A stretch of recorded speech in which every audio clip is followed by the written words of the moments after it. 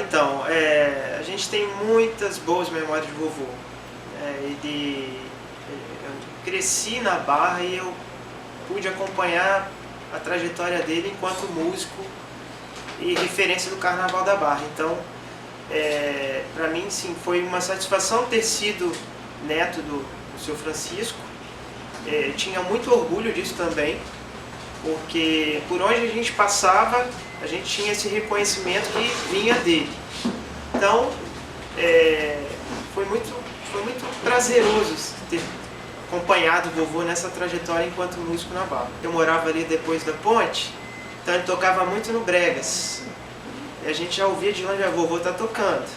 E por onde a gente passava, a gente sabia que era o cavaquinho dele, né? E a gente acompanhava, eu ia também, ficava assistindo, mas o som do cavaquinho dele ecoava de longe. Isso foi uma coisa que me marcou muito. Como neto era uma sensação boa, porque a gente sabia que ele era um mestre da música, então era muito bonito de se ouvir. Então isso daí me marcou muito. Eu comento muito a respeito dele para as pessoas e todo mundo conhece, então a gente fica lisonjeado. A vovó, assim, foi uma figura muito marcante, porque ela sempre foi uma pessoa de alto astral, muito alegre, sempre estava junto com ele também nos regionais, e por onde ele estava tocando, ela estava com o chocalho dela, fazendo as brincadeiras dela. Então vovó foi uma pessoa que marcou muito.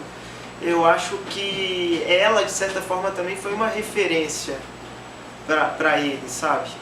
Porque ela fazia companhia. E quando ela não estava, ela não ficava muito satisfeita não, porque ela tinha muitos ciúmes dele, né? Uhum. Mas vovó foi uma pessoa muito alegre, muito divertida, e a gente sempre riu muito dela, e até hoje, de vez em quando, a gente lembra das brincadeiras, das coisas que ela fazia de antigamente, e foi uma pessoa muito alegre, assim, a gente sente muita falta dela. Foi um privilégio da nossa parte, enquanto família, saber que vovô foi uma referência musical ali na Barra, e na cultura principalmente, e no estado também, né? Então, assim, a gente sente muita falta, e parece que foi ontem, né? E eu acho que resgatar a memória dele é uma coisa muito importante também para poder fomentar esse retorno do choro na Barra. A gente conviveu muito com eles ali na Barra, a gente cresceu na Barra, moramos mais de 20 anos ali, né? Então a gente teve uma convivência muito boa com eles, né? O vovô, eu lembro muito dele também tocando cavaquinho, é a maior referência que a gente tem dele. Ele aprendeu a tocar sozinho, né? Ninguém nunca ensinou. E isso é algo assim, espetacular. É muito legal mesmo a gente ter essa referência e essa lembrança dele. E eu lembro de vovô, sim, sempre tocando cavaquinho, sempre envolvido com música, uma pessoa, um homem relativamente tranquilo, assim, não me lembro de vovô envolvido em confusões, esse tipo de coisa. E uma pessoa tranquila, sempre tocando. Eu lembro muito dele tocando Brasileirinho, muito. Eu lembro que a gente morava numa casa perto ali da praia, né, onde tinha o antigo boliche, e vovô tocava às vezes no bar ali, se não me engano o nome do bar era 24 horas, que era um trailer. E vovô tocava muito ali. Então da nossa casa a gente escutava o vovô tocando. E quando eu escutava o vovô tocando Brasileirinho, eu já sabia que ele estava lá. Quando eu escutava o som, né, eu já sabia que era o vovô que estava lá. Inclusive eu achava que a música era dele, que eu era pequena, era a referência que eu tinha. E é isso, muito gratificante mesmo. A vovó era uma figuraça, muito figura. A gente ria muito dela, passava momentos assim com ela muito especiais, contava muitas histórias, ela contava histórias pra gente da infância dela, de como que ela vivia lá em Caçaroca, e estava sempre com o vovô, né? Onde o vovô ia pra tocar, ela queria ir atrás, tocava o chocalhozinho dela, que era como se fosse um ovinho assim, e vovó tocava e cantava, e ela era feliz ali. O tio Francisco era um tocador maravilhoso, né? Dancei muito nas festas, Ele tocava na casa do tio Rafael, seu irmão, na casa do tio Floriano, também irmão. E ele era muito divertido, muito animadinho, gostava muito, né, de música mesmo. Ele era um grande homem, um grande tio, uma pessoa maravilhosa. Seu Chiquinho era nota 10 na música. Onde ele tocava, reunia, né, aqueles irmãos que estavam vivos, né, os sobrinhos. Geralmente era assim, na casa quando tinha um aniversário de um irmão, que na verdade fazia mais, era na casa de Rafael e na casa do tio Floriano. E é onde a gente se reunia, os sobrinhos, né, os irmãos que ainda estavam vivos iriam também. E também eu vi ele tocando na pracinha de Codolândia. Eu dou muita gente lá para ver ele tocar com a sua banda, né, que era a turma dele. E também já vi ele tocando no shopping. Acho que foi o shopping Praia da Costa. Meu nome é Elivelto Siqueira Barbosa. Tio Francisco é meu tio-avô. Conheci tio Francisco praticamente nas rodas de música da família. E ele é meu tio-avô e a esposa dele é minha prima de segundo grau, prima primeira do meu pai. Família lá de Caçaroca, a família de Caçaroca e a família de Rio Marinho, esse encontro que proporcionou essa família imensa que nós somos, que vivemos naquela região de Caçaroca e Rio Marinho. Então eu sou fruto desse meio aí, vendo o tio Francisco tocar e curtindo muito a música de tio Francisco. Ele tinha outros irmãos também que tocavam e nossa família sempre gostou de samba, de choro, de músicas brasileiras, coisas boas, coisas que tocavam na alma da gente. Então, tio Francisco tocando aquelas músicas que a gente adorava, mesmo sendo criança, podia até gostar de outra música, mas havia aquele choro, aquela coisa maravilhosa sendo tocada. Isso foi cativando muita gente. E a história vem disso aí, dessas músicas de casamento, de aniversário, de encontro de família. E nós, aquela criançada, né? Muita gente e vivendo aqueles momentos gostosos. A casa grande era no Rio Marinho, no morro. Era uma casa onde morava a vovó a mãe Didinha. E os filhos. Aí os filhos casavam, ficavam ali com ela. Alguns saíam para né, morar fora. Como tio Francisco, eu não lembro de tio Francisco morando dentro do casarão, mas eu acho que morava também. Eu acho que todo casou e ficou ali, depois fazia suas casas e saiu. Aí tio Francisco foi morar em Caratoíra e tinha banca no mercado, né? Ele tinha uma banca no mercado. No mercado da Vila Rubim. Da Vila Rubim. Nesse mercado, os irmãos que ficaram no Marinho, plantavam, tinham suas hortas, plantavam e iam vender na Vila Rubim. E desciam tudo a canoa. No Rio Marinho. No Rio Marinho, desciam, que tinha aquele porto lá na Vila Rubim, né? Que eles pegavam ali. E ali tio Francisco vendia as coisas dele e passava também para outros comerciantes, né? Quando fizeram a Ceasa, acabou o mercado ali na Vila Rubim. Aí tio Francisco veio morar aqui na Barra. E tocando. Mas quando eles eram jovens, solteiros, eles iam tudo para Caçaroca, a cavalo, tudo de branco. Diz que era muito bonito, uns homens muito bonitos. E lá as meninas ficaram apaixonadas por eles. Onde meu pai casou com minha mãe de lá, Floriano casou com Marina de lá, Francisco casou com a Hélida. E tia Hélida era uma pessoa animada. Eles eram muito apaixonados. Mamãe falava que eles eram, mas tio Francisco era muitíssimo apaixonado por ela. Muito mesmo.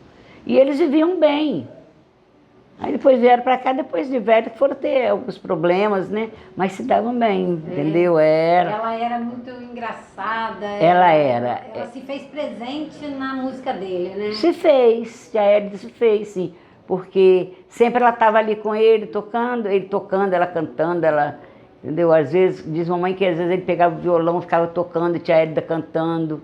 Era muito animado. porque Caçaroca tinha, e não é nada a ver com a família de papai, mas tinha um tio que tinha uma venda e tinha um pau assim, todo mundo sentava e eles ali ficavam tocando. Faziam os carnavais ali e tudo. Então, mas tia Hélida era uma pessoa muito animada, muito gente boa, tia Hélida. Poxa, era tão bonito o tio Francisco tocando e agora parou tudo a família.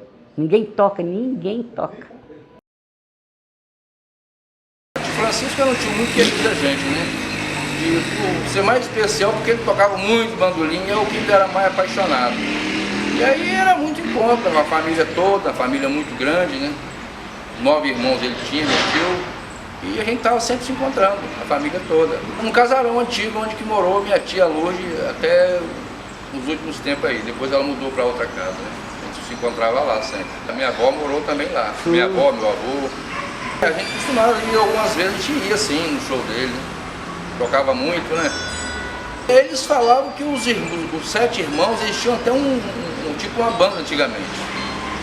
Cada um tocava um tipo de instrumento. Inclusive meu pai tocava o pandeirinho dele, né? Gostava muito de pandeiro.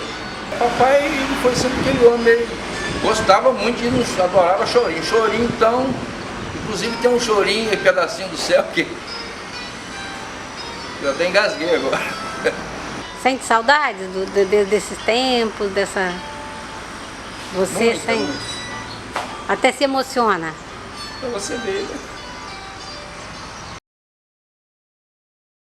Uma pessoa muito simpática, muito carinhoso, um amigo de verdade, né? Então ele tocava pra gente todos os domingos e todos os carnavais. É um companheiro, né? Já era uma coisa como da família. Isso era assim, dia de sábado, domingo, feriados, entendeu? Então era só ter uma oportunidade e ele vinha tocar. Todo mundo tinha prazer de ouvir ele tocando. Ele tocava muito bem. O chorinho é o meu maior encanto. Eu ouvia ele tocar o chorinho, eu parava. Quando ele tocava né, assim, um brasileirinho, nesses negocinhos, nossa, eu parava para ficar ouvindo ele. E ele já fazia de propósito, né, porque ele sabia que eu gostava. Aí quando eu levava, chegava no bar, levava o salgado pro bar, aí ele já sabia que eu tinha feito minha tarefa. Aí ele tocava, às vezes até falava que era para mim. Dona Gleice, ó, isso aqui é para a senhora. Aí eu ficava ouvindo, com o maior prazer e paciência, eu tenho muita saudade dele. Inclusive a gente assim, até o dia que ele morreu, né, foi uma coisa assim, o Lobão estava tocando e parecia que eu estava ali, eu pedia ao Lobão para continuar tocando, aí falava das músicas, né, que ele gostava de tocar, tinha prazer, todos ele tocava bem, mas para mim agradar, então lá na hora do velório dele, isso aconteceu, eu falava e o Lobão ia tocando. Os filhos dele também foram tudo criado com a gente, assim, né, todo o Jorginho, o Fábio, né? Então são meninos que a gente tem assim, muito orgulho deles como amigo e eles também. Fábio, quando me vê, parece que ele viu Deus, ele fala, ele passa aqui, me vê, fica feliz. Quando eu adoeci, ele ficou triste, né? Quando ele passa, me vê novamente, ele fala, Dona Gleice, a senhora não existe, a senhora é uma pessoa que não existe. Aí eu brigo, eu disse, isso sim. Quer ver uma outra coisa também que eu fui feliz. Eu sempre falo isso, eu fui feliz no que aconteceu, não foi escolha. Eu fui agente de saúde deles, até o final. E eles confiavam em mim. Tudo que eu falava, assim, era bom fazer, que devia de fazer, eles, tanto ele quanto a Dona Hélida, aceitavam. Então eu tinha assim, eu era uma pessoa muito bem recebida na casa deles. Eles tinham uma confiança, eu podia chegar, a ordem era eu chegar e entrar, entendeu? Então eu tinha toda a liberdade. Então a senhora acompanhou eles até o Até final o final, mesmo, incrível. tanto ele quanto a Dona Hélida. Sim, sim. Já era os parceiros, as pessoas, já era certo, já vinha para isso, entendeu? O seu Chiquinho tocar, e foi aquele domingo gostoso, a gente todo né, tomando cerveja, comendo tirar gosto, e ele ali, ele não cansava. Por ele tinha uma força, assim, uma coisa que vinha dele, né? A felicidade de tocar. Ele era muito feliz. Ele gostava de cantar, às vezes ela pegava o chocalho, né? Assim. E o pandeiro, quem tocava o pandeiro às vezes com ele sempre era o seu Antônio Leão. Não tem nada para falar de defeito, só qualidade. Eram animados. Muito, muito, muito, muito. E todos os carnavais antigos eram aqui, no nosso bar. Um dia tá chovendo, que o carnaval era lá dentro. Era telha, às vezes chovia até lá dentro, o pessoal não ligava. O carnaval, minha filha, com sol, com chuva, acontecia. Aqui, quando eu cheguei para aqui, já tinha as histórias. Tudo começou aqui no bar do Mário Braga. A primeira geladeira elétrica, eu tinha geladeira querosene quando eu vim para cá, não tinha geladeira aqui. A primeira geladeira do meu sogro foi a querosene, depois a geladeira elétrica, um dia de carnaval chegou, foi uma maior festa, outro carnaval, quando chegou essa geladeira, né? Então, tudo era ali com a gente ali, entendeu? Os tira-gosto, as batidas, as raízes, a gente tinha freguês lá de Vitória, de Vila Velha, que vinha para comprar. Nós já se fazia. A famosa garrafada do garrafada,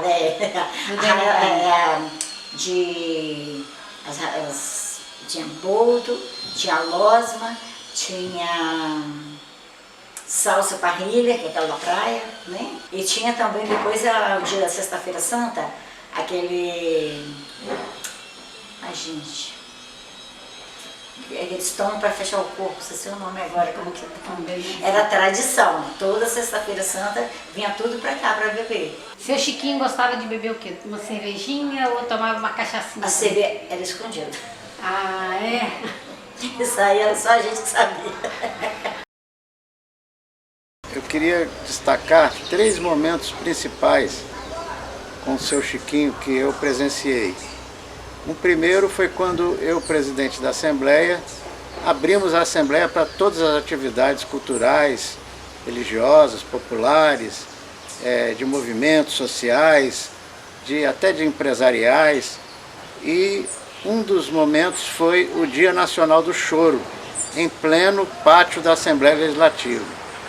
Nós levamos o seu Chiquinho, levamos o Carne de Gato, entre outros grupos que praticam o chorinho, né, que tocam o chorinho, e foi uma maravilha aquele povo tocando dentro da Assembleia, um lugar que estava fechado para o povo, completamente, marcado pela corrupção, pelo crime organizado, e nesse momento então ele se transformava num local popular, num local onde a cultura popular poderia trabalhar, poderia tocar à vontade, livremente. Esse foi o primeiro dia. O segundo dia foi um dia bem particular, o aniversário do Lobão, aqui da Barra do Jucu. Estavam presentes verdadeiros bambas da música popular, como seu Chiquinho, estava lá também seu Miúdo, de Regência, junto com o Profeta, o Pink, da Barra do Jucu, junto com Brega, junto com seu Daniel, do Congo, Geraldo Pig e o próprio Lobão. Então foi um momento assim que a música popular brasileira, com um toque capixaba em alguns momentos, desabrochou completamente naquele aniversário, numa simples festa caseira. E seu Chiquinho sempre com seu bandolim, ou o banjo, ou o cavaquinho. De repente ele trocava de instrumento, mas sempre com o mesmo tom. O terceiro momento que eu vivi foi uma homenagem feita a seu Chiquinho no aniversário da cidade de Vitória.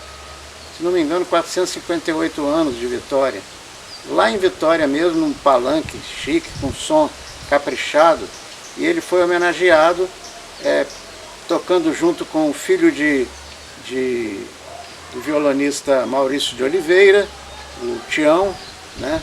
Dulce estava presente, tocando também, numa plateia muito bacana, muito animada, aplaudindo seu Chiquinho, em homenagem a esse mestre da cultura popular. O resgate dessas pessoas, dessas figuras, desses mestres, desses bambas, do choro, do samba, da música popular brasileira, do folclore, o resgate da história dessas pessoas servirão como estímulo, como conhecimento, é claro, da história, mas também estímulo a que novos bambas, novos jovens surjam para incrementar essa cultura de massa, essa cultura popular que não tem mídia, repito, não tem mídia, não tem marketing, mas felizmente, ultimamente, com as políticas voltadas para a cultura dos governos federal, agora com as leis de incentivo, né, à cultura, esses projetos, esses bambas, esses mestres estão sendo divulgados mais e chegando às novas gerações. Isso é fundamental. Eu vim para a Barra em 93. A partir de 2005 começou o Chorinho aqui no trailer, hoje eu já construí uma casa boa. Aí vinha seu Chiquinho, seu William, seu Nilton, o Beto, Lobão. O pessoal fazia aquele grupo maravilhoso. E o filho do seu William, o Ernesto, sempre traziam 2 peças de linguiça para botar na churrasqueira para os meninos. Que eu fazia o churrasco, quando não era no sábado, era no domingo, às 9 horas. Fazia o churrasco, era para a galera do Chorinho, e a cerveja também por conta, ninguém pagava nada. Começava às 9 horas e ia até às 2, 3 horas da tarde. Dependendo da disposição do pessoal, senão ficava até a noite. Hoje você não vê isso aqui na Barra mais, acabou tudo aqui. A Barra antigamente era bem melhor do que hoje. Sempre lotada, tinha um monte, parecia que você estava na Praia do Canto, aquele monte de barzinho de fora a fora, e eu rodava a madrugada. O Fábio me doou uns discos, que eu gosto muito de vinil, desde chorinho, rock, gosto de tudo, samba. Aí eu falei, me dá aqui que eu vou guardar esse acervo. Apesar de eu ter mais disso de chorinho, eu falei, não, eu gosto. Eu peguei com ele. O choro se estrutura como gênero urbano, ou seja, que foi gravado, foi escrito, você verifica lá, né, as estruturas rítmicas consolidadas.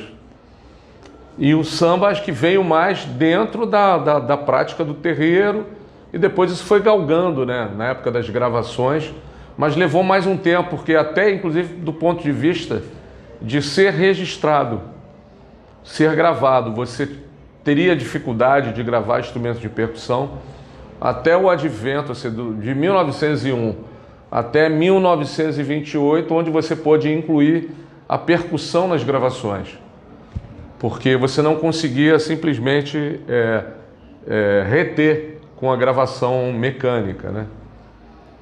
Então é claro que as práticas já existiam e vinham acontecendo. Então falar que o samba nasceu, isso é muito complicado, até mesmo falar que o choro nasceu em tal lugar, ou em tal dia, ou a partir de tal pessoa. É todo um movimento coletivo, né? Da tradução da música europeia de músicos, particularmente de origem negra, né? E aquelas profissões das pessoas que não eram escravizadas, aquela profissão dos barbeiros, por exemplo, né? Então, uma primeira classe de trabalhadores não escravizados, das quais a população negra fez parte. Se você for ver que Anacleto de Medeiros, Joaquim Calado, Chiquinha Gonzaga, Ernesto Nazaré, todos eram de origem negra, né? Tem essa forma de você tocar a música que veio da Europa para cá, particularmente depois da chegada de Dom João, que aí começou um pouco dessa cultura de trazer a música escrita, da chegada dos pianos no Brasil, da introdução das músicas de sopro, né, dos músicos de sopro. Tem pesquisa bem interessante falando os grandes produtores de café, então as grandes fazendas, o cara tinha escravos de ganho especialmente criados e desenvolvidos para fazer música. Apesar da condição de escravizado, pelo menos os caras faziam alguma coisa, e isso desenvolveu bastante sob o aspecto da composição. Tanto os personagens como o seu Chiquinho, né, que a gente vai pensando, que foram distribuindo a música aí pelo Brasil de maneira sem uma formação específica, né? Você vê que, por exemplo, eu vou usar o cavaquinho, se bem que o seu Chiquinho tinha uma característica de tocar um cavaquinho afinado como o bandolim, o que depois a gente descobriu que também já vinha sendo feito tradicionalmente. Mas o cavaquinho, da maneira como nós tocamos, a gente chama de afinação natural, é um cavaquinho de afinação, é um instrumento de afinação aberta. Então, muito próprio, muito do congo, do calango, da folia de reis, assim como a viola, também é um instrumento de afinação aberta. Isso quer dizer o seguinte, você toca o instrumento, ele já dá uma tonalidade, ele já faz um acorde. Então o cara na viola jogou e faz uma transação de 3 acordes, colocando em determinados lugares, O cara consolida toda uma forma de cânticos que cabem dentro disso, né?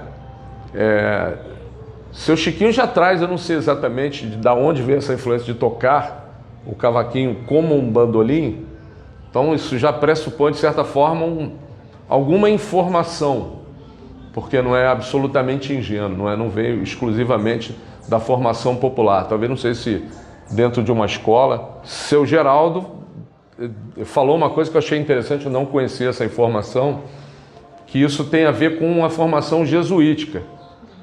Essa coisa de trazer as afinações em quinta, por exemplo, violino, violoncelo, né? Assim como o bandolim, e te dá uma possibilidade de maiores possibilidades dentro do instrumento, né? Escalas mais largas, uma extensão maior. Então, de certa forma, ouvindo, né? Seu Chico tocava um repertório também do choro, mas também da marcha, das canções, da seresta, ou seja, o rádio que se difundiu pelo Brasil inteiro, né? Se não trouxesse a formação específica de ensino musical, mas em todos os rincões do Brasil, o cara ouvia aquele choro de Luiz Americano, aquele choro de Pixinguinha, aquele choro de Jacó, mais recentemente, de Abel Ferreira.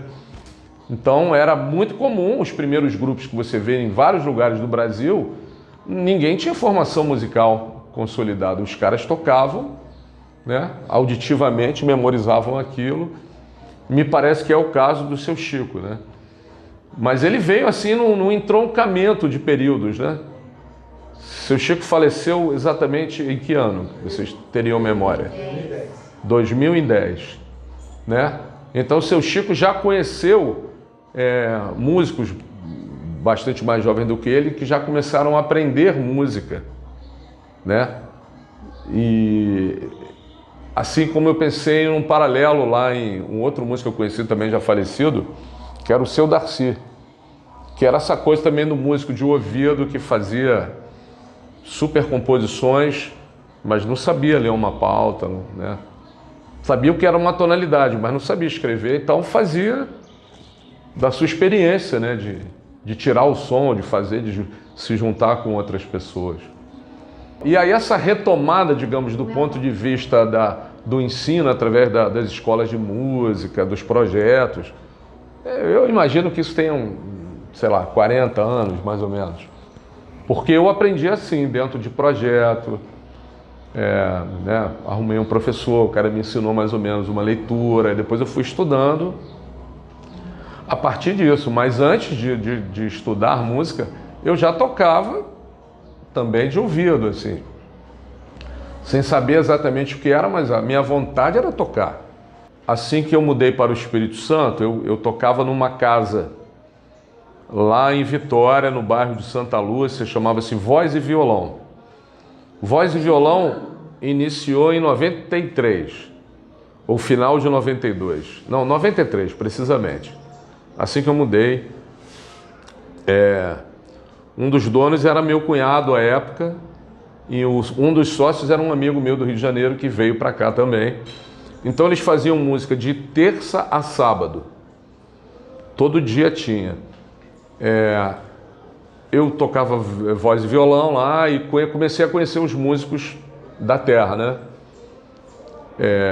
Conheci um músico gaitista, que é de Vila Velha, que também era carioca, não faleceu ainda, está vivo, César Távora, e combinei de fazer o som. Pô, então a gente podia ir.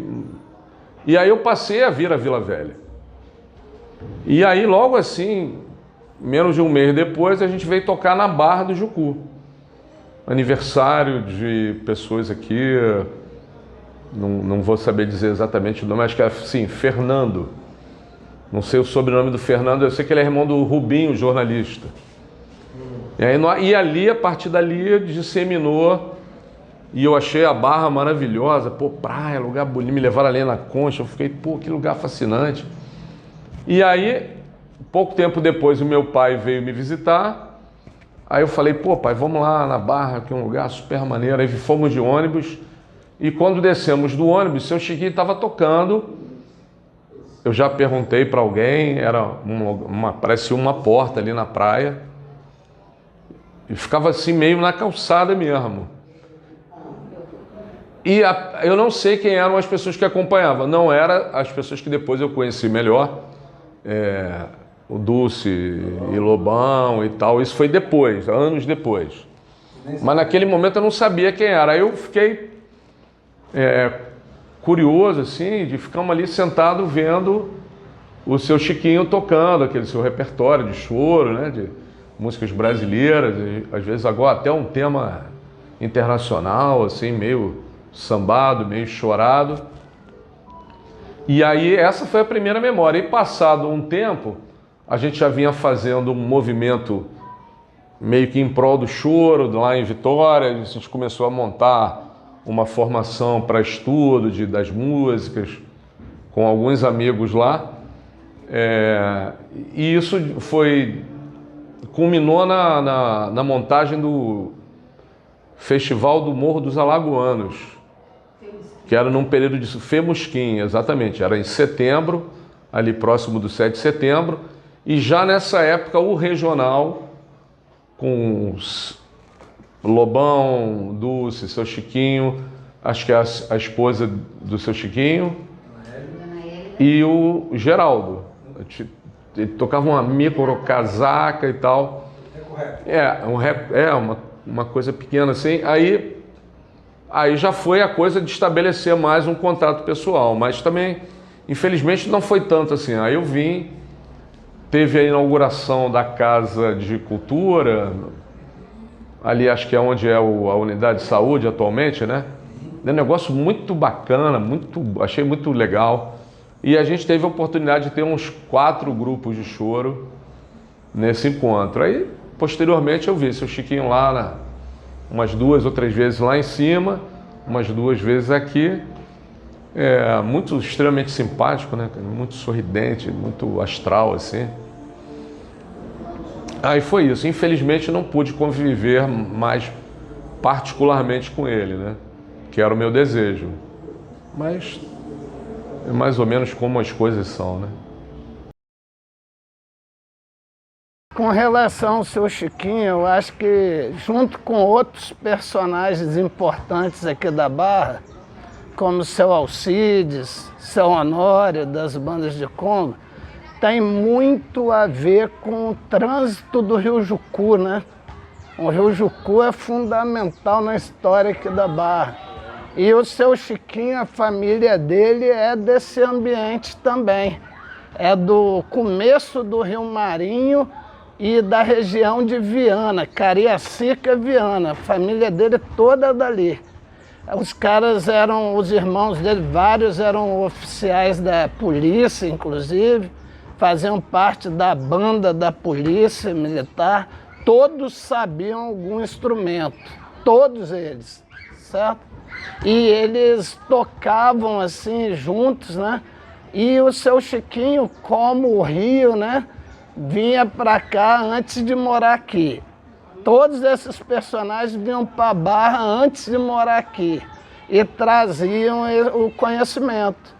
Lá, a fazenda de Araçatiba, né, foi um lugar onde os jesuítas, desde lá de trás, já tinham uma das formas de catequese deles, era através do teatro, da música e bandas, né, de instrumentos, bandas instrumentais.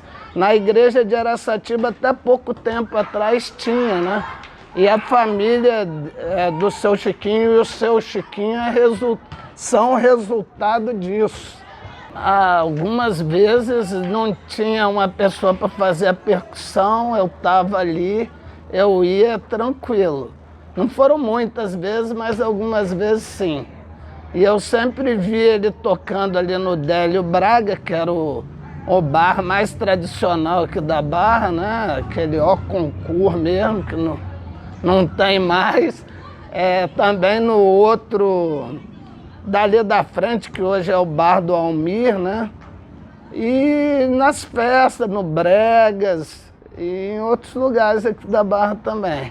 Sempre estava, né? No carnaval também Quando eu comecei a me entender por gente, assim, na década de 80, 90, ele sempre puxava o carnaval com o bloco das ciganas, eu lembro bem disso, né? Minha mãe, eu acho que até participou algumas vezes e tal, mas era aquele pessoal mais coroa, mais antigo, inclusive puxando também não só o bloco das ciganas, puxando também os mascarados algumas vezes, que juntava ali na praça o seu Chiquinho com uma batucada e os mascarados ficavam em volta. Várias vezes foi isso que aconteceu. Quando o Rio foi perdendo a importância de transporte, né, quando começou a abrir estradas, de rodar a Rodovia do Sol, BR-101, lá do outro lado, e foi feito também as barragens da Cezan que impediram o transporte pelo Rio, a maioria desse pessoal veio morar aqui na Barra, né? Que a Barra tinha um transporte mais fácil para chegar em Vila Velha. E isso foi no final da década de 60, começo da década de 70. É a época que o seu Chiquinho veio morar aqui na Barra, que o seu Alcides veio morar aqui na Barra. Esses caras principais aí da cultura tradicional mesmo vem morar na Barra. O seu Alcides, por exemplo, ele vinha tocar congo aqui na Barra desde sempre, porque o pessoal das famílias, tipo da Dona Dorinha, né, dos Vieira, dos Machado, esse pessoal chamava a banda de congo de Jaguaruçu para vir aqui. Seu Chiquinho era o mesmo esquema, tá entendendo? Todo mundo sabia que tinha o velho lá que sabia tocar, o moço lá que sabia tocar o cavaquinho direitinho, todo mundo queria que ele viesse na Barra tocar. E aí chamava para vir também. A história é mais ou menos parecida. Bom, isso aí é a identidade, né? É a história, assim, do povo mesmo, né? A cultura mais tradicional, assim, da região aqui nossa, do Espírito Santo, né? E tem a mesma raiz, no final das contas, que é a margem do Rio Jucu, né? Os canoeiros do Rio Jucu e a fazenda de Araçatiba, que a Barra fazia parte. Tá tudo interligado. O tipo de música que ele fez, que ele tocava, né? Era um tipo, o chorinho, que tinha uma repercussão grande, né, naquele momento, né? E samba também. Continua tendo, mas naquela época dele, a gente pode dizer que é um cara que tocava banjos, chorinho, guitarra baiana, todos esses instrumentos aí, num momento que essas coisas estavam, não vou dizer que estava começando, mas é inicial, né? Tipo, começo de... antes da metade de 1900, né? Ele aprendeu isso na primeira metade de 1930, 1940, por aí. Era uma realidade, assim, bem do início desse tipo. Ele tocava as músicas lá do Arco da Velha mesmo, né? Aquele chorinho antigo mesmo. Então não era um estilizado, não era nada disso não. Era a raiz da coisa mesmo. Isso tem a ver com a cultura musical do local, que é a tradição que eu disse, que desde lá dos jesuítas, ensinando instrumento para os índios e tal, você vê que o próprio seu Chiquinho, né, tinha um jeitão meio de índio mesmo, também. Tem alguma coisa ali, tá entendendo? Os filhos dele, né, o Fábio, o Jorginho, você via, cara, nas pessoas assim que é uma mistura de índio com português. Da onde que vem isso? Só pode vir dessa história que eu estou falando, não tem outra conversa. E ali os caras usavam, né, o instrumento, a aula de música. Como eu disse, a família do seu Chiquinho toda Era de gente que aprendeu música lá naquela área, na igreja de Araçatiba.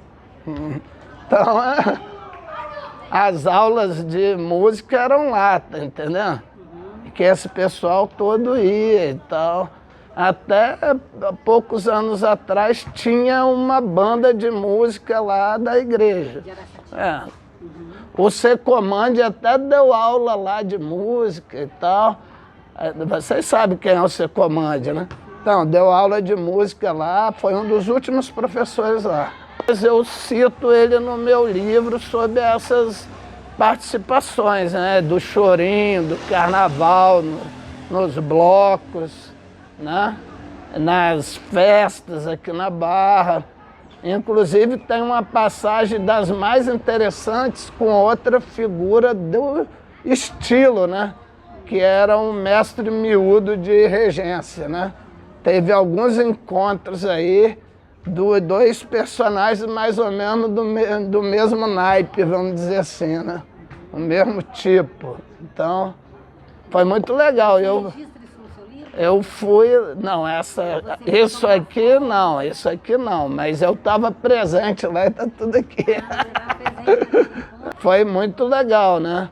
Lobão, Dulce, Geraldo, Pignaton, Vassoura, Profeta e Seu Miúdo e tal. Foi uma ocasião muito interessante. Umas 3 ou 4 vezes isso aconteceu. Muito massa e também as músicas lá, né? O Farol de Alexandria, o pessoal lá de Regência também tinha as deles. Era maneiro, muito legal. No mesmo estilo, né? São 2 lugares muito ricos em cultura popular, com certeza. Lá em Regência tem um carnaval legal, tem o chorinho legal, tem também o Caboclo Bernardo, a história do Caboclo Bernardo, os encontros de banda de Congo. Então, bem parecido com o que rola aqui na Barra também. E aí, né? É uma situação de irmandade legal aí que rola. Depois que ele morreu, ficou assim, meio devagar, né? Só o Lobão mesmo e a Dulce que de vez em quando fazem alguma coisa por aí. Mas fazer um levante aí para ter gente que saiba tocar também, né? Isso é importante, porque aqui na Barra não tem uma tradição, por exemplo, como em Araçatiba eu estou falando, de ter sempre professor e gente para aprender. Não tem uma escola de música assim. Lá era assim, né? Era uma escola de música mesmo, o tempo todo. Aqui na Barra não tem isso. Esses projetos são ótimos para começar a dar esse passo e cristalizar, talvez, numa coisa mais perene depois, quem sabe, né? Isso pode ser um objetivo maior, inclusive. Mas como primeiro passo é fundamental, tem que ser dado um primeiro passo. É isso aí. A gente mudou para Barra do Jucu em 1974. Casamos e compramos a casa no mesmo dia.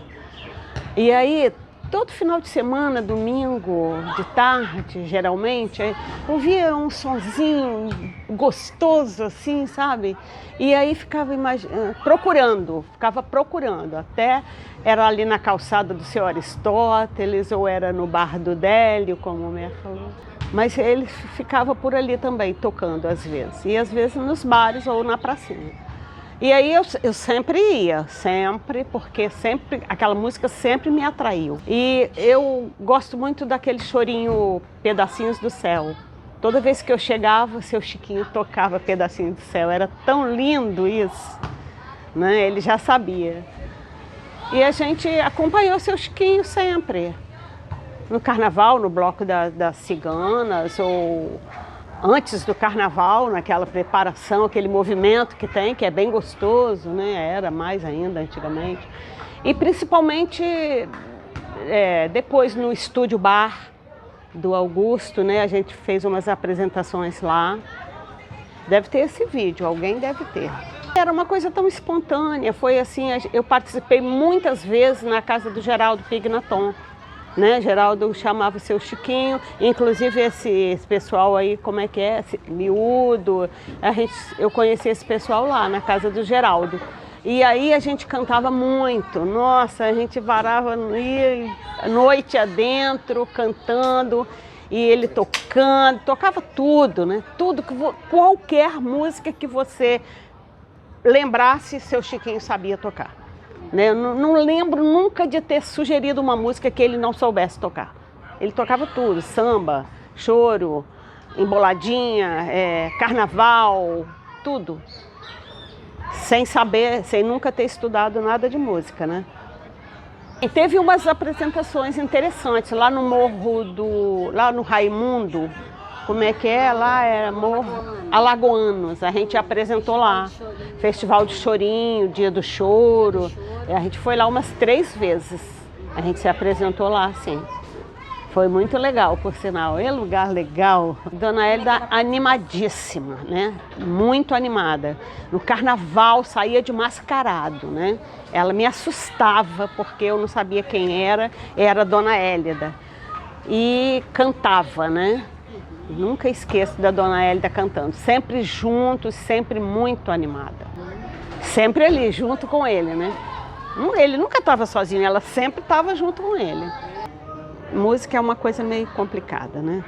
Parece que está no sangue da pessoa, porque seu Chiquinho nunca estudou música e tocava daquele jeito, como? Ele já existia, né? Como o Mero falou, a gente já pegou o negócio andando. Já deve ter existido muita coisa antes, né? Que a gente não sabe. Mas chegando para cá e ouvindo aquele som, realmente muito bom. Nas festas da minha família sempre teve muita música, era comer e cantar, família italiana, né? Já na família de Kleber, completamente diferente, nunca teve isso. Eu estranhei muito logo que começaram o Natal, festa de aniversário, comia e depois não tinha essa animação, entendeu? Na minha família não, a gente fazia parte de um coral com meu pai. Coral de música italiana folclórica. Apesar de não tocarem instrumento naquela época, mas todo mundo canta. Eu tenho um irmão que tem uma banda de sertanejo raiz, lá em Alfredo Chaves, vozeirão. Quem participava? Um violão, além do cavaquinho ou bandolim, né? Um violão que mais recentemente passou a ser Lobão, mas antes devia ser outra pessoa que eu não lembro. E uma percussão, com certeza, chumbinho ou mesmo outra pessoa. Vamos formar novamente o grupo de choro, né? Eu vi aí a primeira aula, o pessoal está entusiasmado, né? E tá bom, o pessoal bom. Com esse movimento, é provável que outras pessoas apareçam, né? Acho que já tem gente de fora fazendo as oficinas, né? Se a pessoa se dispõe a sair de onde ele está para vir fazer uma oficina aqui na Barra, é porque gosta muito. Então, tem tudo para dar certo, né? Eu já conhecia seu Chiquinho por ouvir falar e por ouvir, assim, no ar, a música dele há muito tempo. Desde que a gente veio morar aqui na Barra.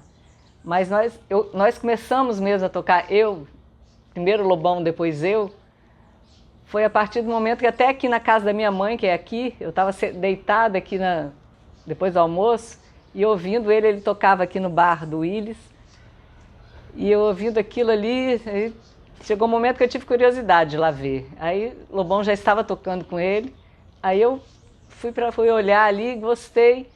Como eu já vinha aprendendo, começando os rudimentos do pandeiro, eu falei, vou chegando com o meu pandeirinho ali, eu acho que quem sabe, eu já tinha outro pandeirista, mas que já estava cansado também. Então, acabei tocando com ele assim, fui chegando, tocando, começando a tocar pandeiro e acabei entrando no grupo. E nós começamos a tocar em vários outros lugares, aqui na Barra, em muitos aniversários, casamentos, festinhas em bares ou na praça. No carnaval também começamos a tocar e começamos a ser chamados para tocar fora da Barra do Jucu.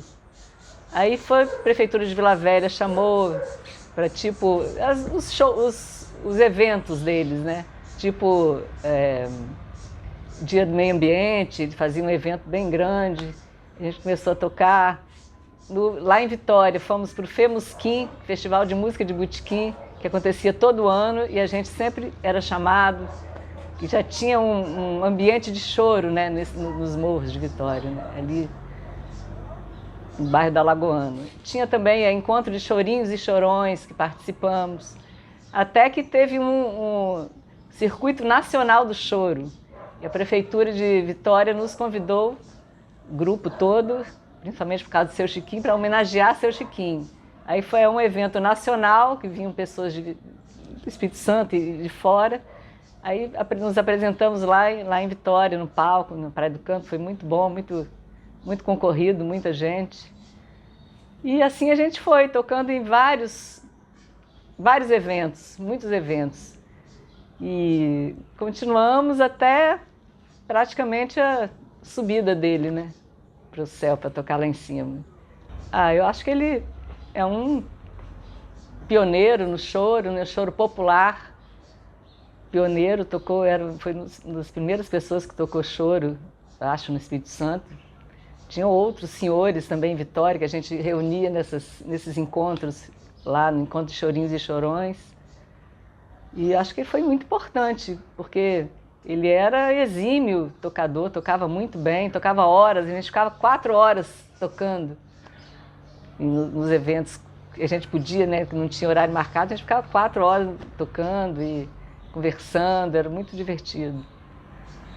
E acredito que ele foi assim, um dos músicos mais importantes do Espírito Santo. No choro, então, e sempre autodidata, nunca estudava em casa sozinho, ouvia as gravações, os discos de vinil, ele ouvia, voltava, e assim ele ia aprendendo a tocar, e ia toda a memória dele, dos ancestrais, dos irmãos também que tocavam, no grupo dos irmãos. E eu acho que foi bastante importante para a cultura popular e para o choro capixaba. Ali, 97, por aí, 98, a Dulce comentou, a gente ouvia, Seu Chiquinho tocava num bar aqui, ele ainda tinha junto com ele alguns músicos, né, que tocavam violão com ele, a gente ficava ouvindo, Seu Chiquinho, aquela música maravilhosa, né? E aí eu fui me aproximando, né? Na realidade tem um episódio que antecedeu isso aí, que foi em 93, 94, no início do Bloco Surpresa, dos 2 músicos estiveram aqui na Barra e fizeram a parte musical do Bloco Surpresa, que foi o professor Jorge Gabriel e César Almeida. E eles, com muita generosidade, eles fizeram oficinas musicais aqui no centro comunitário, nessa época, entendeu? E quem se interessava podia participar, entendeu? Aí eu participei, eram, né, amigos, isso aí deu uma condição assim para a gente se envolver com música, né, mais do que antes, que eu tocava um pouquinho as musiquinhas que eu gostava e tal, mas não tinha noção. Já com o professor Jorge, ele conseguiu explicar de maneira objetiva uma questão de harmonia, o que combina com o que, como você pode perceber a música e juntar.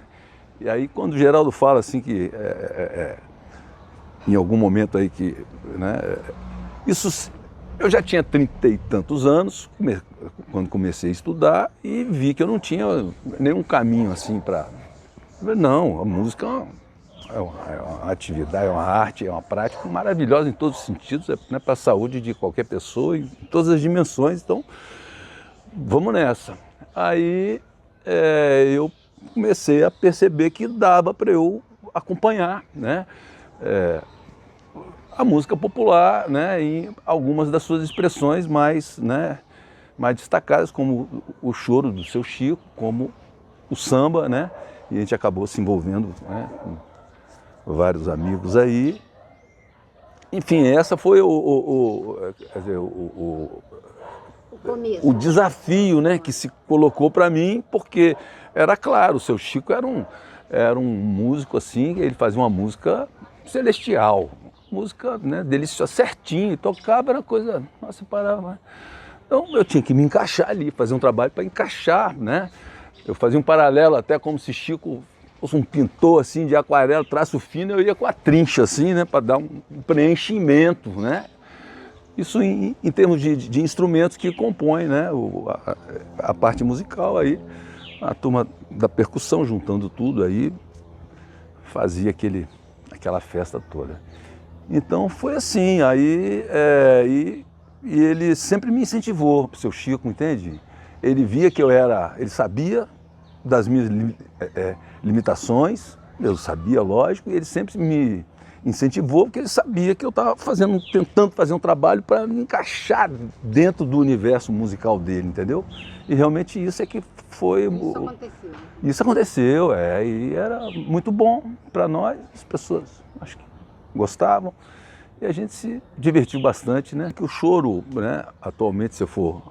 Atualmente, é uma música estudada, pautada, entendeu? É toda estruturada, entendeu? A grande maioria das pessoas que tocam, que praticam choro, são estudantes, entendeu? E existem esses músicos que se interessam e têm suas habilidades e tocam choro, né?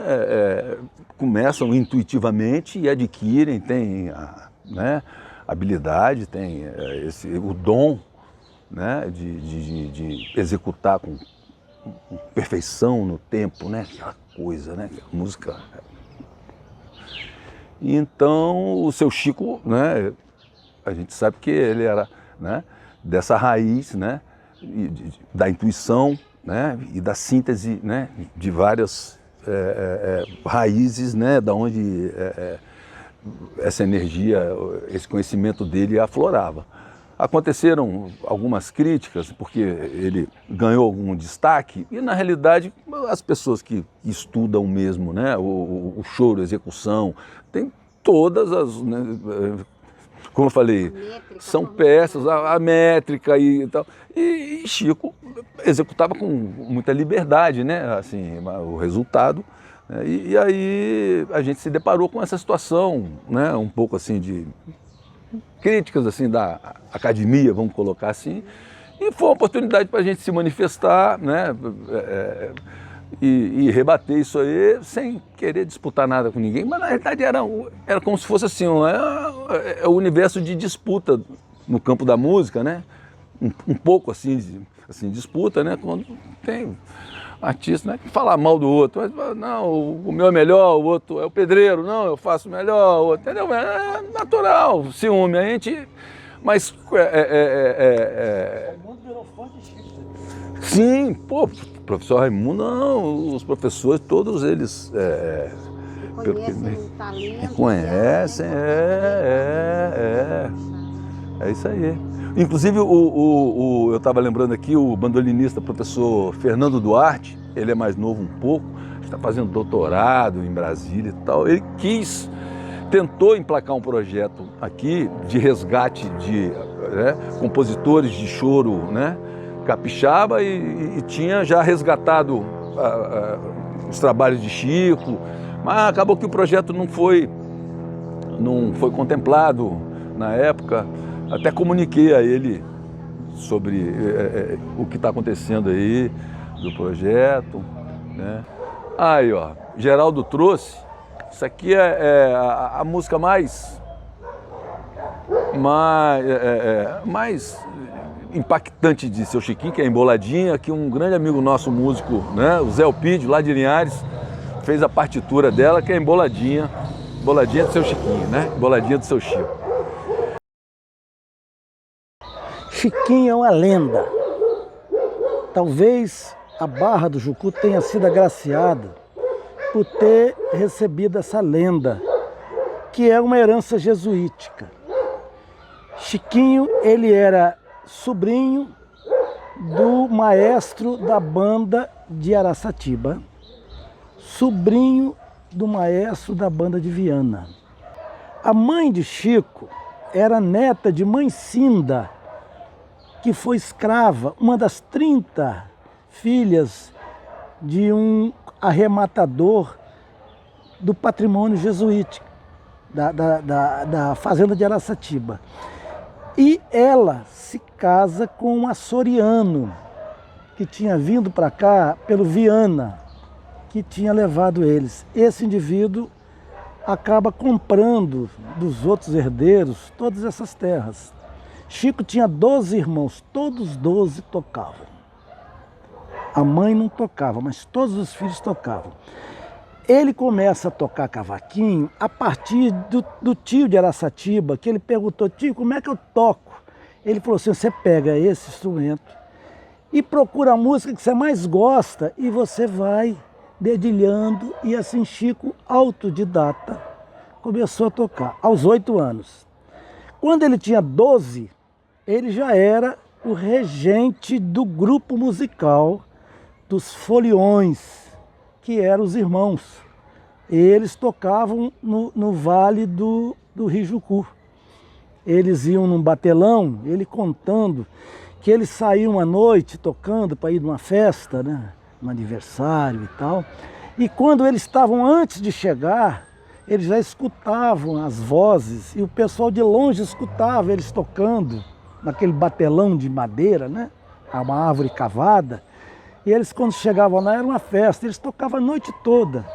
E diz ele que de manhã eles tinham que sair procurando os cavalos, que os homens, com ciúme deles, cortavam o arreio e tal. E assim Chico se torna o grande expoente dessa banda dos irmãos. Depois eles vão se casando e a banda vai acabando. E Chico então vem parar na Barra do Jucu, trazido por Américo Bernardes, que ia chamar Chico para tocar no carnaval. Então a história de Chiquinho na Barra do Jucu está ligada ao carnaval. E ele tocava com o pessoal aqui, que era o Aureliano, não, como é que chama o Lobão? Laureano, ele tocava com Laureano, com o marido de Edina, e ele tinha aquele conjuntozinho, que inclusive vinha o pessoal lá da Ilha do Príncipe tocar aqui, abria um palco, eles tocavam a noite toda. O grande problema foi que quando o Carnaval da Barra foi crescendo e apareceu o Bloco Surpresa, que entrou com trio, o Chico não tinha mais condições num cavaquinho de disputar com um trio elétrico, aí ele foi ficando para trás, e é quando o Chico acaba se desligando de tudo e vai para a igreja. Na igreja, Chiquinho tocava durante as missas, aqueles cultos, né? Mas ele era interrompido o tempo todo pela liturgia, né? Não que estava tocando a comunhão, o cara entrava falando, aquilo dava a Chico certa tristeza. E eu conhecia Chiquinho de acompanhar Chiquinho no bloco das Ciganas, que era o bloco que ele tocava o cavaquinho, sabe? Chorinho na praça, aquelas músicas antigas, né? E Chiquinho terminava, lá no meio da praça tem uma área desenhada lá, tinha uma tomadinha no fundo onde eles ligavam a caixinha, né? Que esse marido de Odina levava na mão. E ali fazia o carnaval.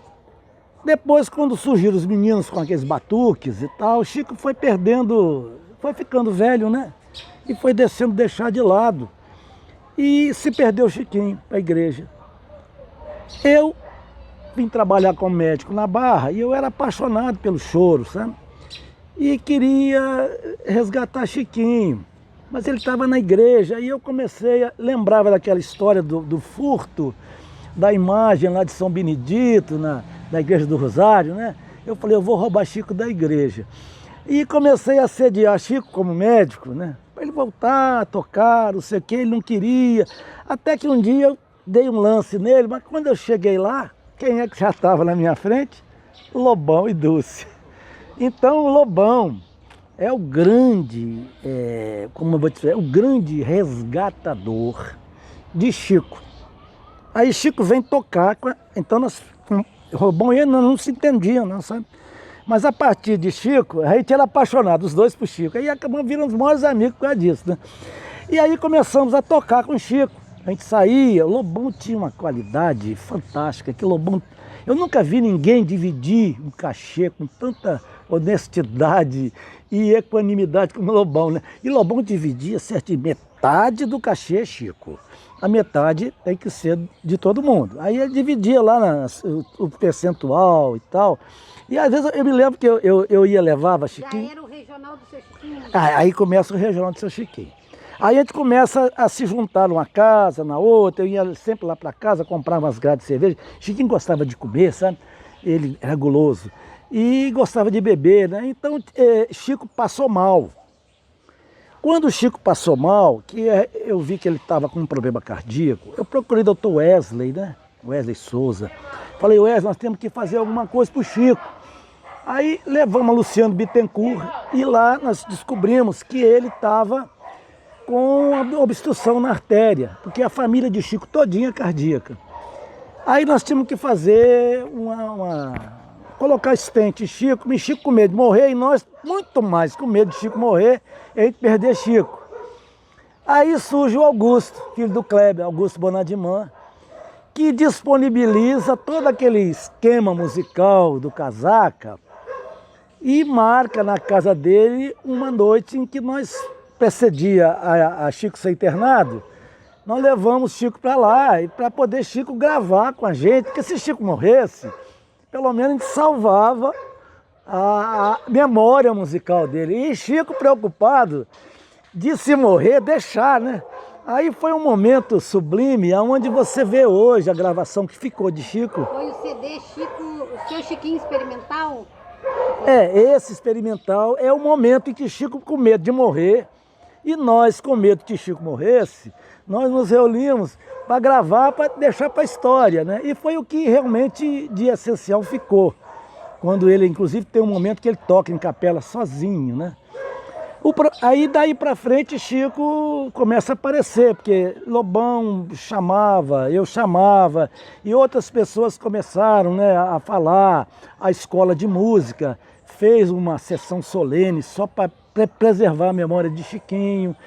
E Chico aí vai se tornar realmente esse Chiquinho que nós falamos hoje, é fruto do furto que Lobão e eu fizemos de Chico da igreja, certo? Roubamos o Santo Chico da igreja da Barra do Jucu. E eles ficaram com raiva da gente, né? E a gente fala, ó, Chiquinho, você toca, deixa que se for pro inferno, Lobão e eu vamos no seu lugar. Eu vou dizer a você o seguinte, é uma heresia. Eu nunca vi, eu sempre acompanho choro, gosto, eu nunca vi ninguém tocar um final de frase melódica como Chico. Todos interrompem. Não, Chico, ele tinha uma coisa que o Sacomã dizia, ele cromatizava o final da frase, ele ia dividindo as notas até chegar na nota da frase seguinte. Isso, quando as pessoas percebem o final, é só ouvir Chico. O final da frase dele, ele nunca tem uma batida seca. Ele vai sempre dividindo a nota até que entra a nota da frase seguinte. Foi assim que nasceu a Emboladinha? Não, a Emboladinha é uma história muito complicada. Na verdade, Chico, ele é um compositor e não é um compositor no ponto de vista de quem cria.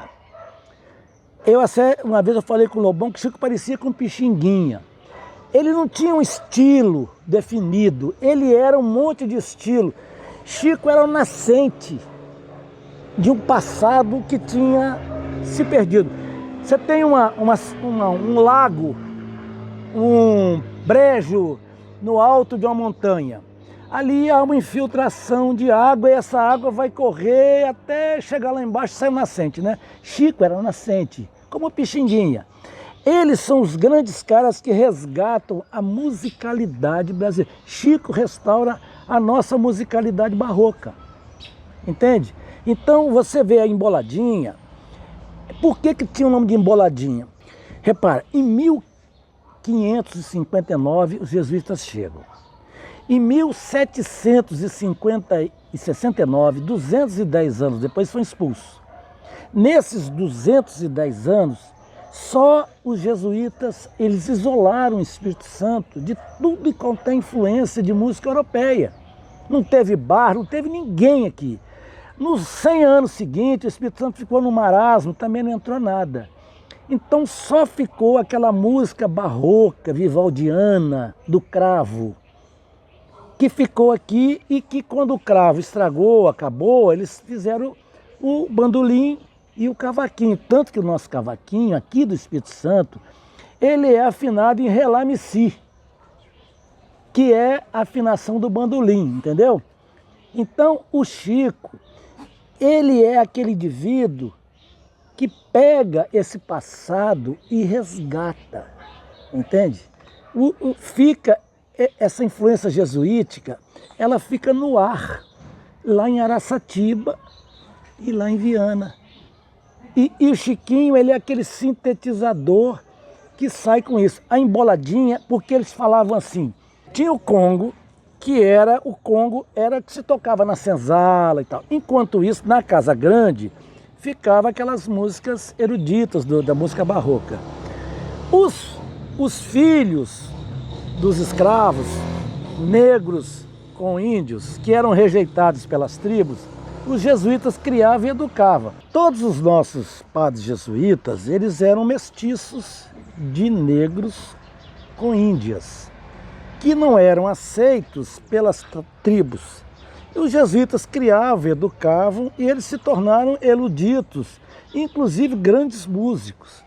Então eles tocavam nas senzalas, nas casas dos senhores, mas eles visitavam os pais, tanto na aldeia quanto onde eles moravam, vamos dizer assim, no quilombo. E no Congo eles diziam, vou embolar é o seguinte, tocava o erudito com o Congo. Se você pegar o ritmo do Congo, ele casa com o choro, a batida. E o erudito, ele complementa. Então, eu acho, eu até escrevi um artigo sobre isso, que o choro nosso, ele é autêntico daqui, que é uma mistura da música barroca com o ritmo do Congo, como é a polca paraguaia, que é ritmo do índio lá, do mestiço lá, com os jesuítas e com o branco. Então nasce a polca paraguaia, que segundo Arthur da Távola é a raiz do choro do Rio de Janeiro. Mas no Rio de Janeiro eu achei gravuras que no início do século XVII se fincava Congo. Então existiu no Rio de Janeiro o ritmo de Congo. Eu tenho lá a gravura de fincada de mastro no Rio de Janeiro. Então a nossa fincada de... Porque só existe o choro no Brasil e só existe o Congo onde teve cultura jesuítica. Isso tem uma raiz conjunta, entende? O seu Chiquinho, ele era fruto da intelectualidade, porque ele era neto, ele era sobrinho de um indivíduo que era de escravo com açoriano, entende? Ele era um mestiço. E ele traz a musicalidade de Araçatiba e de Viana.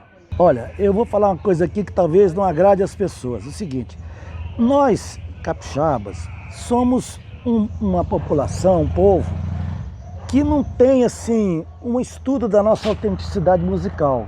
A gente segue muito o Rio de Janeiro. Então, o que é que acontece? Nós perdemos muito patrimônio por não termos dado valor à nossa universidade, o nosso jornalismo. Eles não estão preocupados com esses valores aqui, você entende? Não é como Minas e a Bahia. E isso deixaram morrer pessoas. Nós conhecemos vários músicos que tocavam na afinação de cavaquinho de Chico. E hoje você não encontra mais ninguém, entende? Então, Chiquinho, ele é ao mesmo tempo o nosso grande expressão musical em termos de choro, como é o nosso principal fóssil musical. Porque Chico preservou aquele elo de ligação entre a música jesuítica e a nossa modernidade. Se você for ao Vale de São Rafael e você for ver aonde Chiquinho nasceu, você não acredita que naquele lugar, que tinha uma casa aqui, outra não, pudesse sair uma pessoa que sequer tocasse o instrumento musical. E saíram 12 pessoas. Isso daí, toda uma família de músicos. Né? Por quê? Porque havia uma ancestralidade atrás. Você entende? Havia uma ancestralidade atrás. E Chico é exatamente o elo de ligação, é o elo perdido, sabe? Da nossa musicalidade. Eu acho que no futuro, Chico vai ser muito valorizado, porque ele executava com a... Lobão sempre dizia uma frase: Chico tem a paleta melada.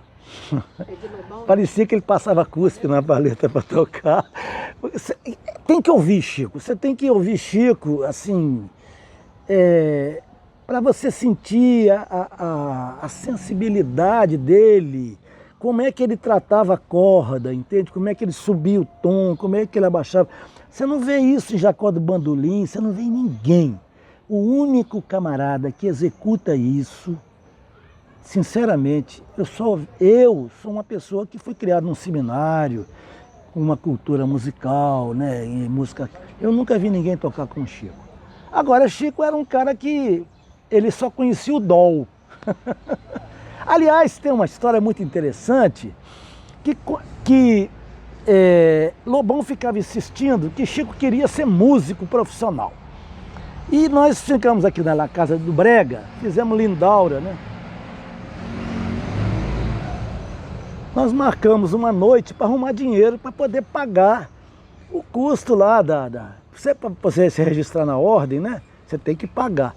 Então, Lindaura marcou lá uma noite e nós chamamos as pessoas, pagava R$1. E eu não sei quanto é que deu, eu acho que deu bem menos. Mas Lindaura chegou com R$42, tudo em nota de R$1.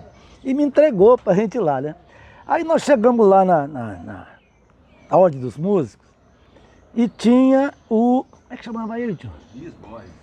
Elias Borges. Elias Borges. Estava lá Elias Borges, que era Elias Borges era uma sumidade, né? Aí chega lá, eu falei assim, olha, eu estou trazendo aí um senhorzinho que o sonho dele é ter a carteira de Ordem dos Músicos. E a gente só juntou esses R$42 que, pessoal, esses 42 é exatamente o que precisa para mandar para a Ordem Nacional dos Músicos. Eu não posso abrir mão, mas o resto ele te abre mão. Ele abriu mão e falou assim, mas esse velhinho, ele toca o quê? Eu falei assim, olha, ele toca choro. Ele estava lá conversando com um tal de Juscelino, que era da escola de Jucutuquara. Ele nem deu importância para Chico não, sabe? E Chico era um bicho terrível. Chico ele sabia derrubar alguém, né? Aí levei lá o bandolim de Chico e tal. Chico sentou, aquela humildade. Chico era malandro, né? Nessa hora ele se fez o mais humilde do mundo. E aí o Elias Borges falou assim, ó, toca aí qualquer chorinho que o senhor quiser.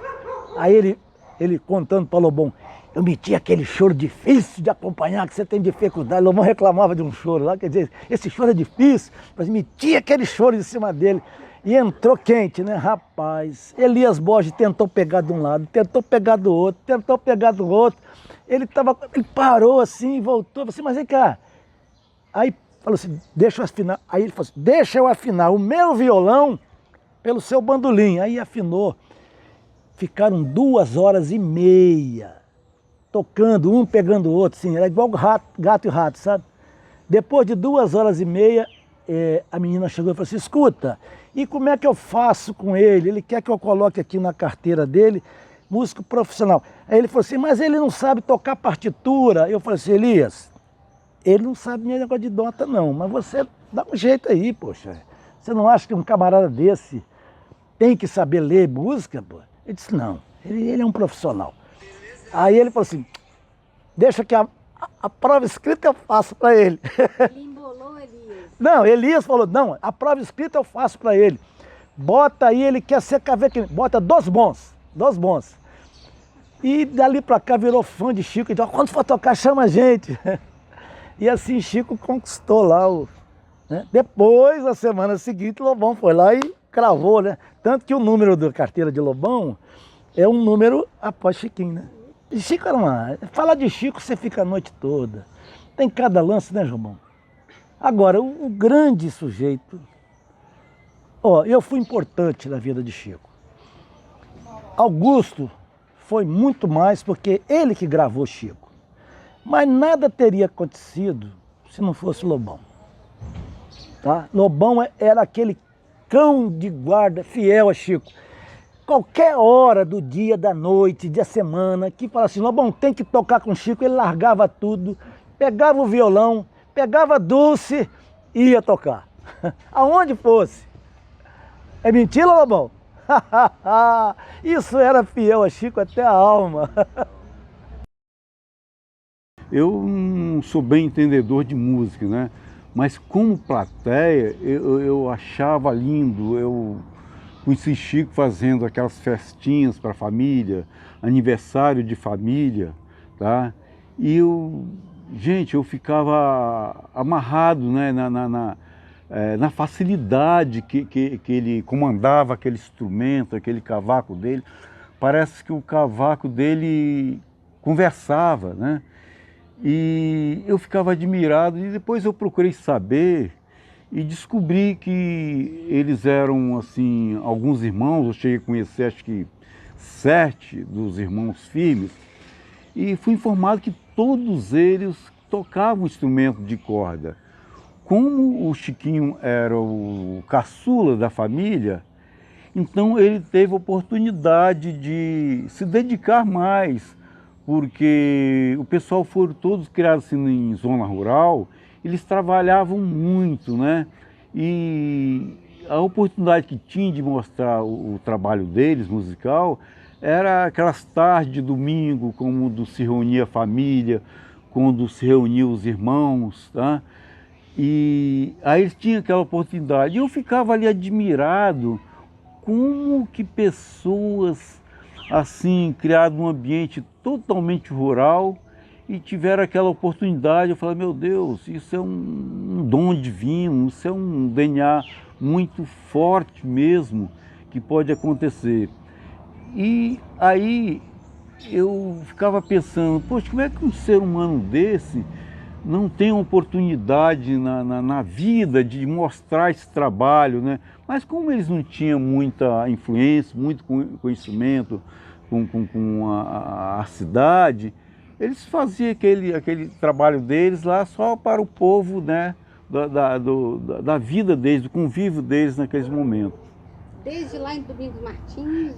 Daquela área lá. E aí eu ouvi dizer que eles conheceram, né, Caçaroca, né, e arranjaram namorada quando eram rapazes. Aí eles vinham assim lá de Viana, né, daquela região de Peixe Verde, e vinham assim tocar em Caçaroca ali.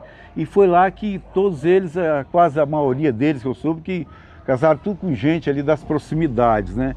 E acho que foi a grande conquista deles, né, com as meninas da época, né? E eu ficava imaginando, né, olhando assim como plateia, né, que eu não sou assim conhecedor musical, mas ficava admirado e ficava sempre falando, meu Deus, por que essas pessoas não conseguem, né, desenvolver um trabalho, por que não encontra, né, alguém da área musical, né, que dê uma força. Fui até que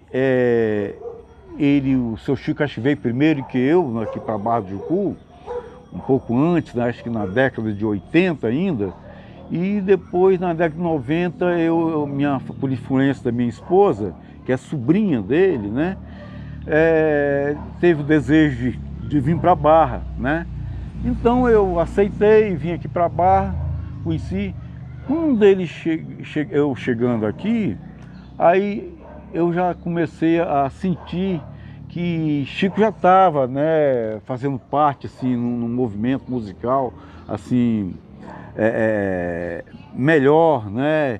Eu cheguei a ver ele já a imprensa divulgando, né? Eu falei, quem é esse Francisco Firme.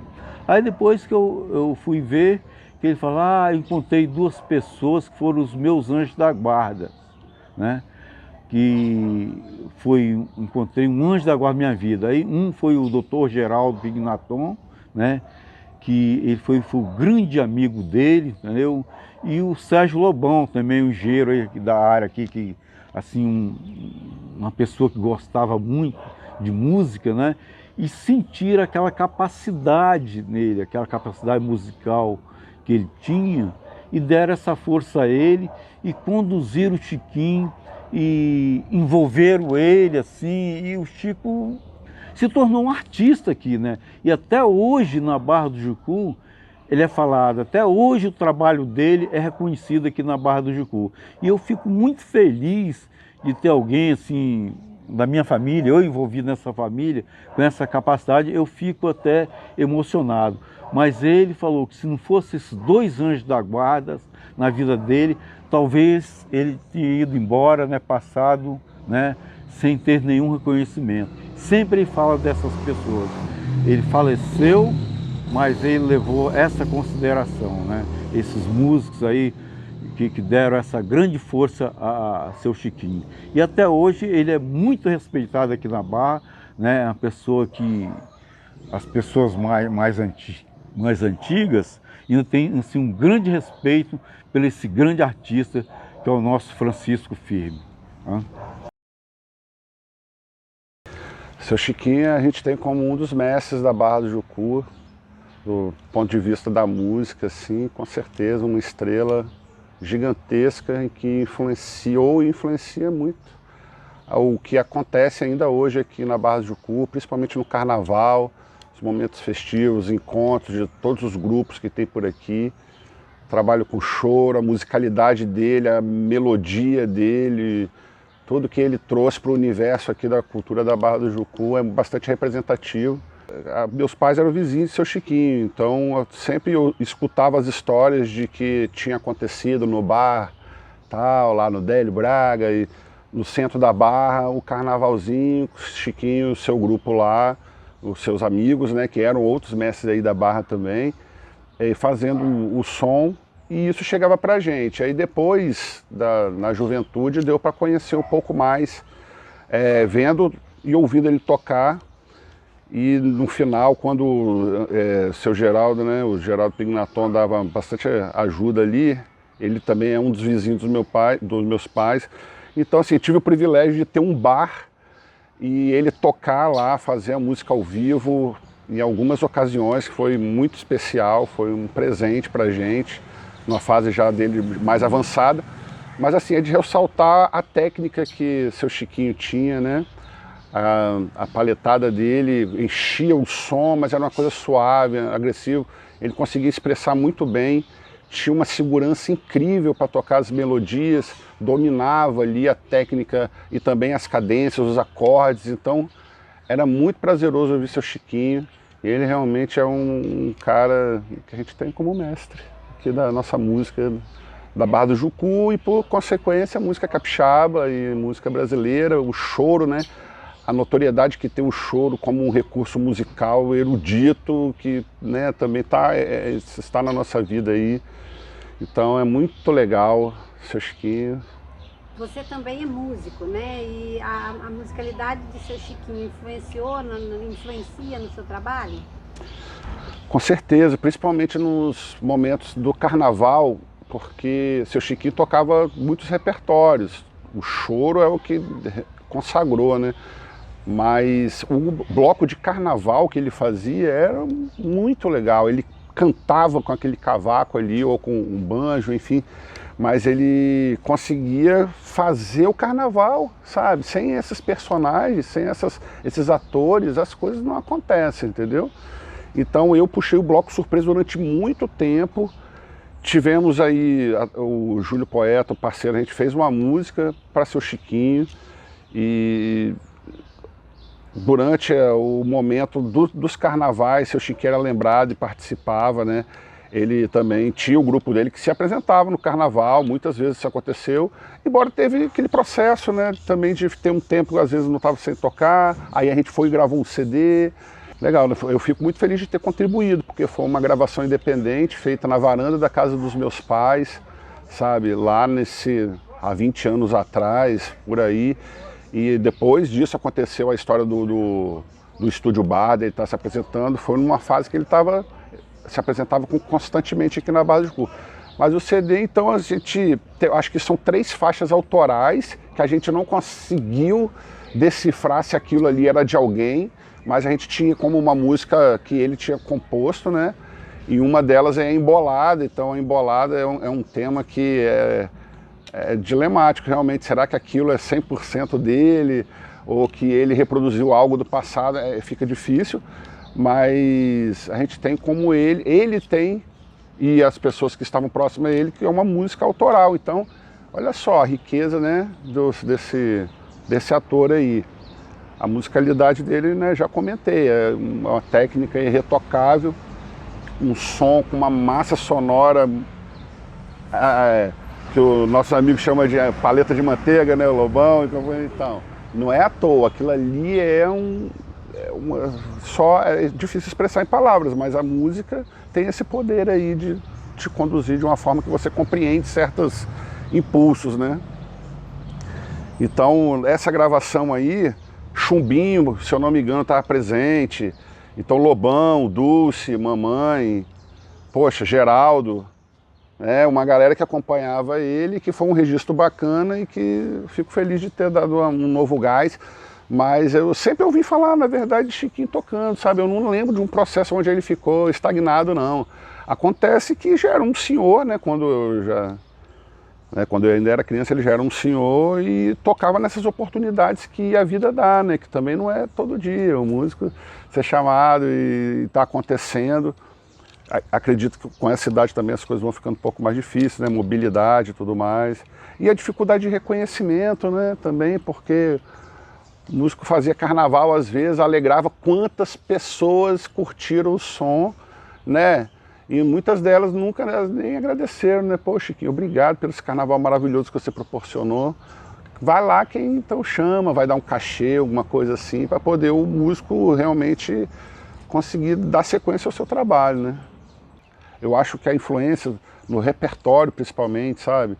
Talvez o nosso carnaval aqui na Barra do Jucu seja na base da marchinha de carnaval e não um outro ritmo aí, porque tiveram essas pessoas que deram sequência àquele carnaval de baile, lá antigo, que evoluiu, e teve, né, pessoas que foram mais para um gênero ou outro, e fica a marchinha, o samba, os imortais, né, vão acontecendo. Então a influência do Seu Chiquinho pra gente hoje é como os grandes nomes da música brasileira tiveram para Seu Chiquinho na época dele, tá? A nova geração, de alguma forma, dá sequência, né? Às vezes peca em algumas coisas, acerta em outras, mas a gente tem isso como um mestre. Então, se, por exemplo, dentro do Congo tem lá um mestre, na capoeira tem um mestre, na música também tem um mestre. Então, é uma pessoa que você admira, e muitas vezes essa admiração vai além da questão sonora, sabe? Porque Seu Chiquinho, ele era uma pessoa muito prazerosa do convívio, né? Ele contava piada, ele falava as coisas, né, ninguém mandava nele, ele ficava na dele, mas se fosse para tomar a pinguinha, a cervejinha, ele estava à vontade sempre. Então você tem uma pessoa como referência, né, no caso o mestre, é isso, você vê se, poxa, esse cara vive de uma forma que eu gostaria de viver, então eu vou me aproximar, aprender com ele. Então essa vivência transcende a música, com certeza, no caso do Seu Chiquinho. E foi um privilégio ter convivido com ele aí, nesse tempo que a gente, né, pôde conviver. A gente tinha vivência todo final de semana. E aí muitas vezes era na casa de Geraldo, outras vezes espalhados aonde convidavam, certo? E muitas dessas vezes eu participei lá da percussão, com os outros parceiros, né? O meu parceiro lá, o Pé de Bicho, o vizinho lá, também toca o surdo, né? E isso, o que acontece? Você aprende lá com o Seu Chiquinho, depois você reproduz no Barratuque, no caso de Julinho, tá vendo? Então, essa influência, por quê? Porque alguém tem que estar pensando aquilo, isso é o trabalho do artista. Seu Chiquinho podia ser um mestre de outra coisa completamente diferente, de repente um pescador ou um jogador de futebol, sei lá. e influenciar de outra forma. Mas não, esse cara era um músico, tá? Por, assim, por dom, por vocação, por que você chamar aí, por caminho, destino, o que for. Que conseguiu no momento em que acredito que as coisas não eram muito fáceis, sabe?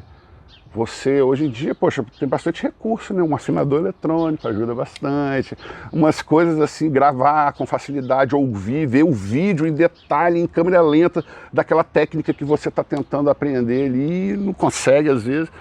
Não, ele, pelos processos, né, tradicionais, conseguiu uma coisa bastante legal. Isso aí produz esses frutos. Mas, de repente, nem ele fosse esse diamante todo, ele ia também fazer a diferença, porque era quem promovia o nosso carnaval. Alguém abria o bar e ele chegava com o carnaval, ele era um homem carnaval, porque quem tivesse com ele ali ia acompanhar um solista, entendeu? Então, imagine os tempos dele de garoto, né? Que eu também assim, não sou tão conhecedor da história não, de menino e tal, se ele já tocava desde cedo, ou aprendeu mais depois de um tempo.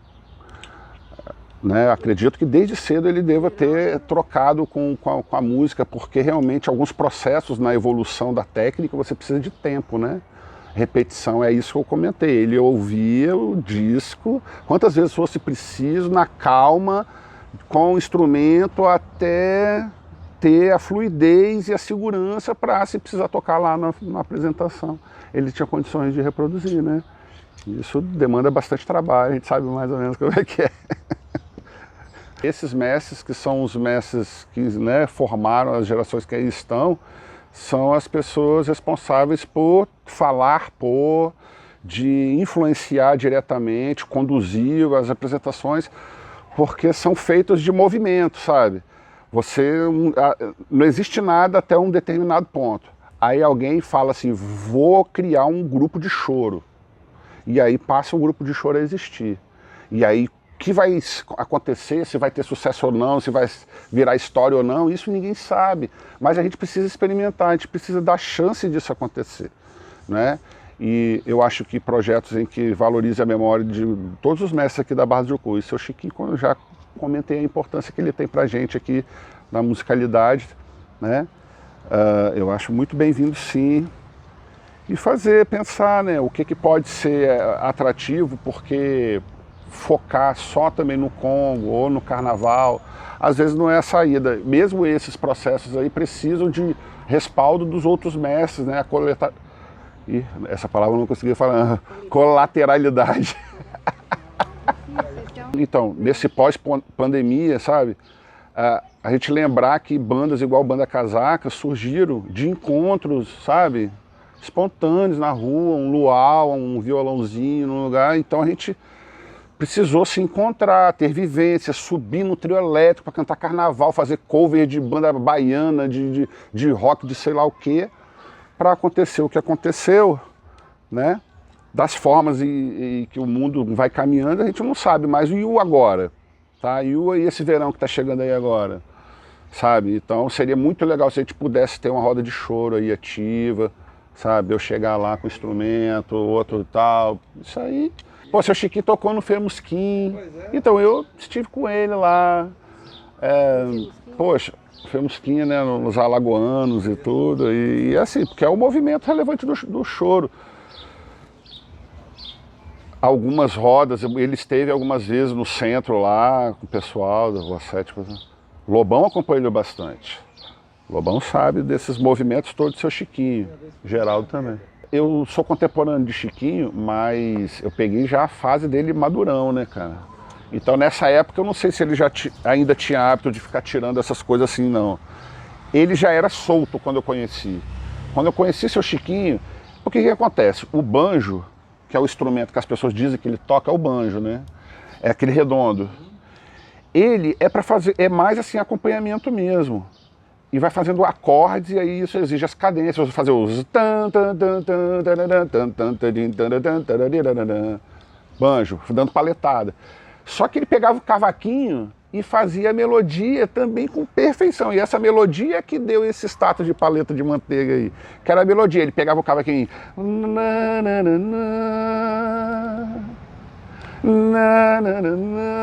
chorava. O termo é esse. Nós temos um monte de talento. Só que os professores que têm condições de estar ensinando não são pagos para ensinar bem, então eles preferem fazer outras coisas e não ensinar. E aí a gente fica carente, entendeu? Fica carente porque precisa de formação. Eles, de alguma forma, conseguiu ter essa formação aí, pode ter sido no seio familiar, né?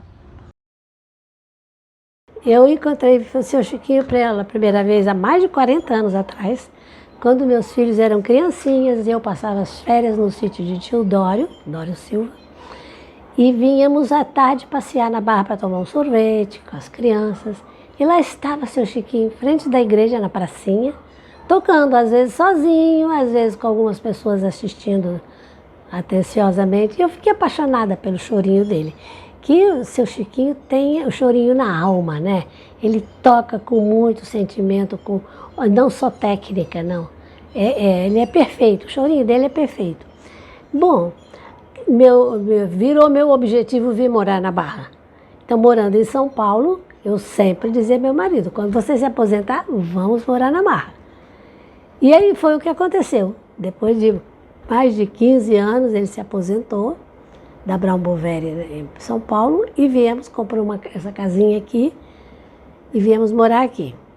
Foi a coisa melhor que eu fiz. Daqui não saio, daqui ninguém me tira, porque a Barra é um lugar muito especial pelo seu clima de comunitário, de pessoas que se dão bem, não importa a classe, não importa a cor, não importa credo, não importa o que seja, todo mundo aqui se dá bem, todo mundo aqui se quer bem, e esse clima harmonioso eu sinto em tudo. E com as crianças, as pessoas nativas da Barra são pessoas muito educadas, muito gentis. Enfim, o Morro da Barra tem um toque de arte em todo mundo. Na praia todo mundo de calção é igual, né? Ou todo mundo arrumadinho nas quermesses da pracinha. Também é todo mundo igual, todo mundo dança. Dança velho, dança criança, dança moleque, dança todo mundo. Esse clima me encanta. E o seu Chiquinho, durante muitos e muitos anos, felizmente, bem uns 20 anos ou mais, eu pude usufruir da música do seu Chiquinho. Todo fim de semana. Aí, quando eu vi que o pessoal se juntava para tocar, eu peguei o meu chocalho e fui, cara de palmente, comecei a tocar o chocalhinho, ninguém me rejeitou. E passei a tocar junto, inclusive fora daqui. Vamos tocar em vários lugares. E eu ia junto, aceita totalmente, como se fosse do grupo. Faz com o chocalhinho na mão. E eu, Anitta, Lobão, Dulce, seu Chiquinho, Bochecha, hein? Dona Hélida. Dona Hélida era uma figura, né? E ela cantava com alegria. E seu Chiquinho, aquela emboladinha dele, e não só cantava, porque às vezes eu me punha a dançar também, porque quando pinicava a vontade de dançar, eu saía dançando no meio da rua, nem estava aí. Então, o seu Chiquinho era uma inspiração para quem ouvia, era a música ao vivo, a cores, com todo o colorido da alma dele e das nossas almas também que estavam ali em volta, numa alegria muito genuína, muito simples, principalmente o que eu gosto é da simplicidade da coisa que acontece sem você planejar. Começa uma musiquinha, daqui a pouco junta um, junta dois, junta três, vem um com o outro violão, vem não sei o quê, vem Lobão, e vem Dulce com o pandeirinho dela, vem eu com o meu chocalho, e o Augusto com um trompete, sei lá com o quê. Quando você vê, está um conjunto formado sem você ter percebido, é uma delícia. E era sempre com muita alegria que eu participava de tudo isso. Foram muitos e muitos anos. E com certeza, lá onde o seu Chiquinho está, ele deve estar fazendo um fuzuê, viu? E o dia que eu for para lá, vou levar meu chocalho. Que nem aquela história, quando me enterrar, enterrei com o meu pandeiro, com a minha mão de fora, tocando no meu pandeiro, né? Para mim, eu quero ir para o céu com o meu chocalhinho, porque o seu Chiquinho está lá e nós vamos continuar a musicar, né? O seu Chiquinho foi a alma da Barra durante muitos anos e continua sendo, porque ele é lembrado, ele é com uma saudade, com um carinho. Todo mundo que conheceu o seu Chiquinho tem por ele esse carinho profundo, essa admiração pela música, por tudo que ele nos deu. E uma das razões que eu me entrosei tão bem na Barra foi pela música dele, né? Porque eu gosto muito de música, assim como eu gosto de literatura, mas a música faz parte. A música eu acho que é a coisa mais divina que existe, como o vento, como as nuvens, como a música, quando ela vem em ondas pelo ar, né? Então, para mim, a música é uma coisa divina. A inspiração que as pessoas musicais têm é inspiração divina. Por isso que ela toca tão fundo a alma da gente. Eu adoro. Marilena, nós vamos tocar em tal onde? Vamos, vamos. Aí eu, toda feliz da vida, toda convencida. Eu agora estou com o meu grupo de vovozes, de cantoras, né? Vovozes. Eu amo as vovozes. São todas, cada uma especial em alguma coisa. Então é um grupo tão bem entrosado, somos em 8, é um grupo tão bem entrosado, tão bem... temos os mesmos valores, os mesmos pontos de vista semelhantes. Claro que há pequenas discórdias também, mas isso são acertos para que fique mais bonito, né? Então é muito bom você conviver com gente que você afina bem. Afinação. Afinação não é só na música, não. Na vida precisa afinação. Tem uma música que eu acho muito bonita, a vida é como um instrumento, não lembro agora as palavras corretas.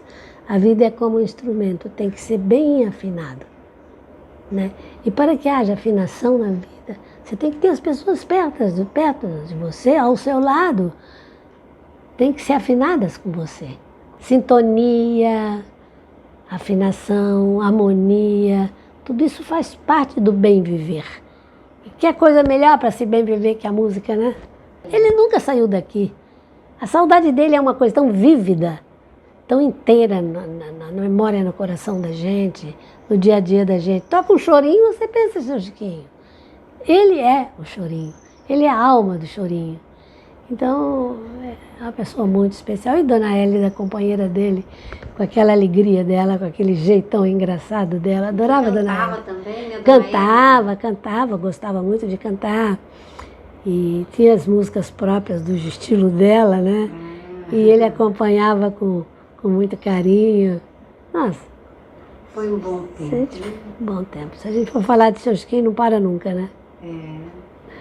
Só faltava agora uma musiquinha de fundo, né? Eu podia ter posto. A gente quer com esse projeto que o legado do seu Chiquinho perpetue e se formem novos grupos de choro na Barra. Você acha que é possível? Acho que é possível e é essencial. E devia ter chorinho na praça, como ele fazia antigamente, há 40 anos atrás. Toda tarde de domingo eu vinha, ele estava tocando. Depois isso sumiu. E depois começou a ser chamado para aqui e para ali. Mas aquele chorinho gratuito, lá no meio da praça, né? Chegava lá, o pôr do sol, as garças que naquele tempo vinham passando, que davam um pano de fundo maravilhoso, bandos e bandos e bandos, garças branquinhas, vindo pousar no manguezal. Era muito lindo, muito romântico, muito poético, muito gostoso. Para mim, saudade é vida, sabe? Saudade não é passado, saudade é vida. Saudade do que foi bom, saudade né? é o presente vivo em nós. Para mim, saudade é vida. Morreu, então, não. seu Chiquinho vive? Vive em mim, na minha memória, no meu coração, na minha música, no meu violãozinho merreca, mas vive. Quem não conheceu o seu Chiquinho precisa conhecer, precisa vir para a Barra para sentir o que foi esse tempo maravilhoso em que nós convivemos com ele. Tem que assistir os filmes, tem que assistir as memórias das pessoas, como elas contam, porque é tudo muito genuíno, muito verdadeiro. Seu Chiquinho é a alma da Barra do Jucu e continua sendo. Ele paira por aqui, entre as nuvens, o sol, o barulho do mar, está o som do seu Chiquinho.